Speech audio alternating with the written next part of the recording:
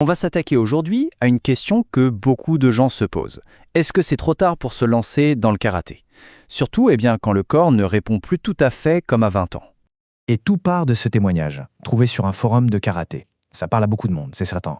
Cette sensation d'avoir les hanches raides, qui craquent, c'est une réalité pour pas mal de pratiquants qui reprennent ou qui continuent la pratique après 40 ans. Alors comment on s'y prend? C'est ce qu'on va voir. On va d'abord parler du défi de la quarantaine, puis on verra pourquoi la force est peut-être plus importante que la souplesse. Ensuite, comment débloquer ses hanches, l'épreuve de la persévérance, et enfin, ce qu'est le vrai sens du karaté. Allez, on plonge dedans.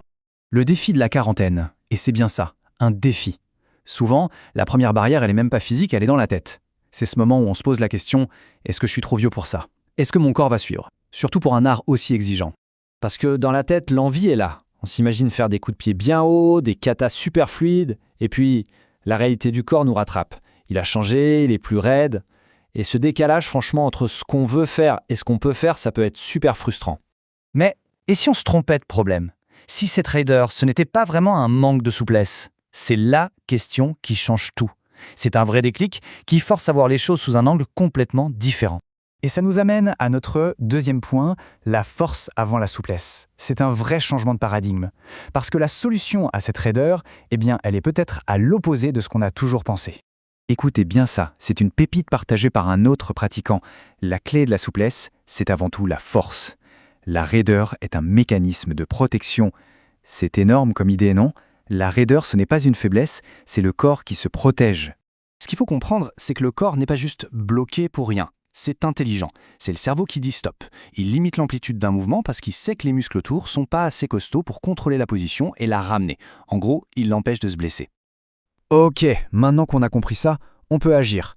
On va voir comment débloquer ses hanches. Fini la théorie, place à la pratique. Avec une boîte à outils pour construire cette fameuse force et la mobilité qui va avec. Et pour bien faire, un petit détour par l'anatomie s'impose. Regardez ce muscle, le piriforme. Il est caché tout au fond de la hanche. Le truc, c'est que s'il est tendu, il peut venir pincer le nerf sciatique, et là, bonjour la douleur et la raideur. C'est pour ça que comprendre comment on est fait, c'est la base pour pouvoir progresser.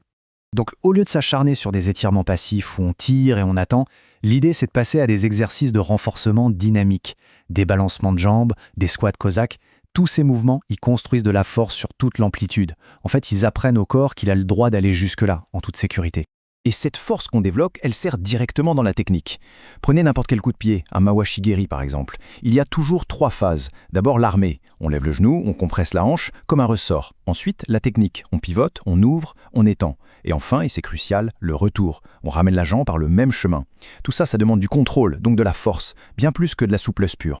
Ce n'est qu'une fois que les muscles sont bien renforcés que les étirements statiques, ce qu'on fait après l'entraînement, deviennent vraiment intéressants. L'étirement du cavalier, la posture du pigeon, là ils aident à reprogrammer le système nerveux pour qu'il accepte cette nouvelle liberté de mouvement. Bon, le corps est prêt, mais la tête, elle, est-ce qu'elle suit? Parce que le karaté, ce n'est pas que du physique, loin de là, c'est aussi un cheminement intérieur. Et sur ce chemin, il y a une épreuve mentale, un vrai mur que beaucoup de pratiquants finissent par rencontrer. Ce mur, on l'appelle souvent le plateau de la ceinture bleue.